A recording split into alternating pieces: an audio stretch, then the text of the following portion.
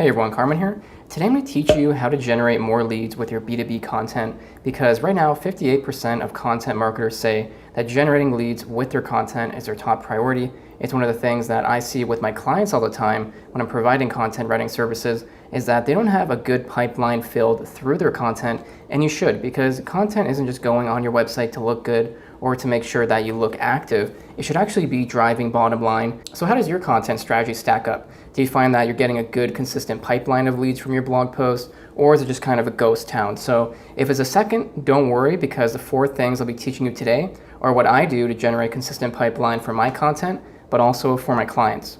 So number 1 is extremely important, and it's including a smart call to action and lead magnet within your content, because the last thing you want is content just posted on the website and you're hoping to get leads. You need to have a good funnel and system in place if you want that. So the best thing you can do is actually offer a free resource like an ebook, a checklist, a cheat sheet, something like that. It can also be a course or templates in exchange for the reader's email information. And why you're going to do this is because by getting that, you're able to remarket to them in the back end. So let's say you get 1,000 users coming to your website a day, which is a lot. But the problem is, if you don't have a good funnel set up and lead magnets, what's going to happen is that these people are going to come to your website and leave. You're just getting all these opportunities slipping through the cracks because you don't have lead magnets. So something you can do is use a tool like MailChimp or SendFox. Pretty much any email marketing tool is going to allow you to include lead magnets, and it can be forms embedded right into the content. It can be a pop-up, it can be a welcome mat. There's tons of different ways you can approach this.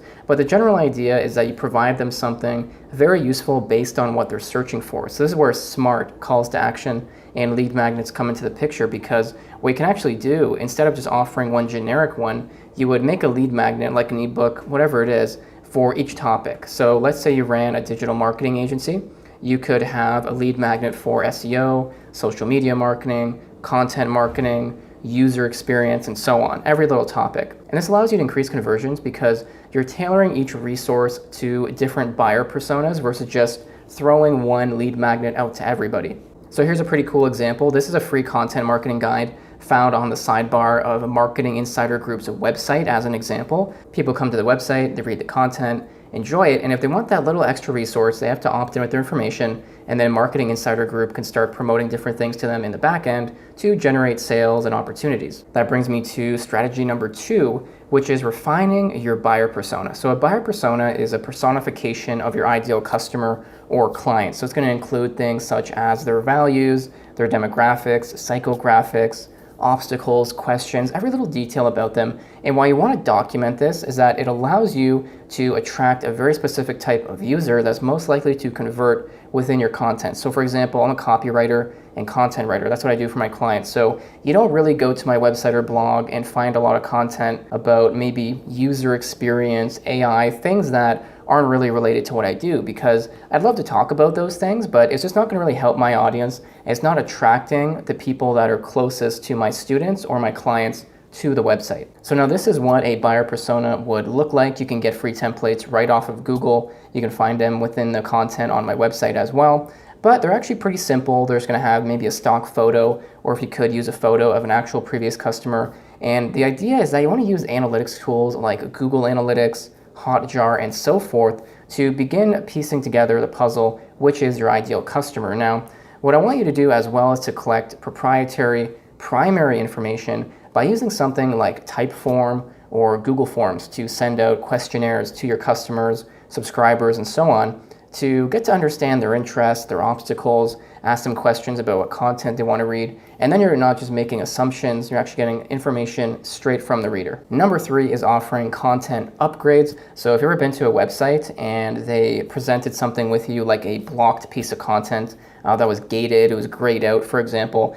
and you had to do something to get that piece of content, that's called a content upgrade. Or maybe you're reading a blog post and then halfway through it's blocked off and it says, hey, you have to subscribe or something like that to get the rest of it.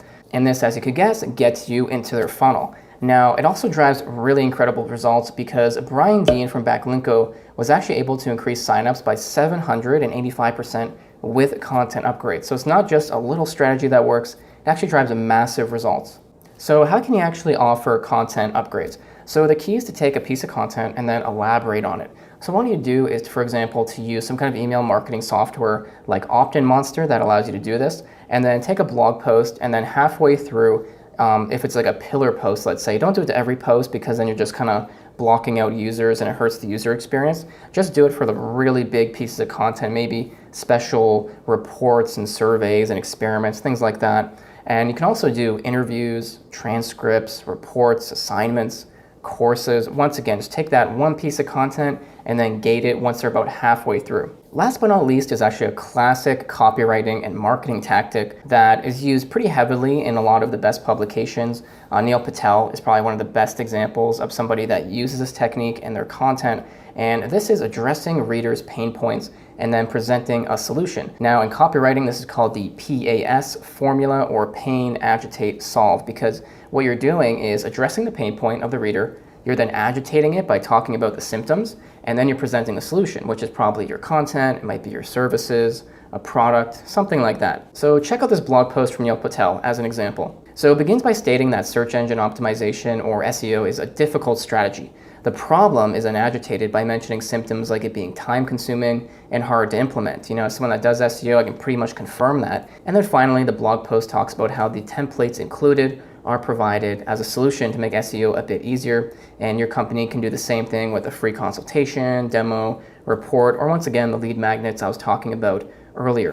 Shaping your B2B content around emotional engagement and reactions is so powerful because it allows people to take more action and be in the position to take action and want to, and ultimately that just means more conversions for your blog posts. Overall, you can't just simply publish content and hope it generates leads. Maybe on a mass scale that might work, but really it's just ruining your conversion rates, and you're gonna be spending so much money and time when you can actually be working smarter, not harder. So the first thing I want you to do, offer lead magnets, something like a free template, free ebook, something that you can exchange for their email information, and you can use Aweber, MailChimp, SemFox, some kind of free email marketing tool or paid one to get people into your back-end funnel, start promoting your services, send out newsletters, other pieces of content. Make sure that when you are doing email marketing, you're not just sending out tons of promotions and sales. You want to have a good balance. Then you have content upgrades, which are things like blog posts where halfway through someone scrolls, they have to opt in to read the rest of it. Perhaps once they've finished a piece of content, they might get some add-ons like templates and things like that.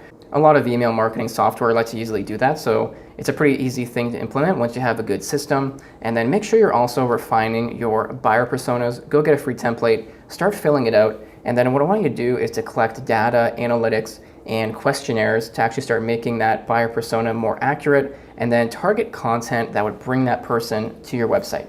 And then last but not least, within all of your content, make sure that you're clearly addressing the reader's pain points to get them a bit more emotionally engaged and interacted with the content, and then they're more likely to take action on your website. That sums up today's video. Really appreciate you watching. Feel free to subscribe. If you're new to the channel, you can go get free courses in the description, along with visiting my blog if you want to learn a bit more about copywriting and topics like that. Thanks for watching, and I'll catch you in the next one.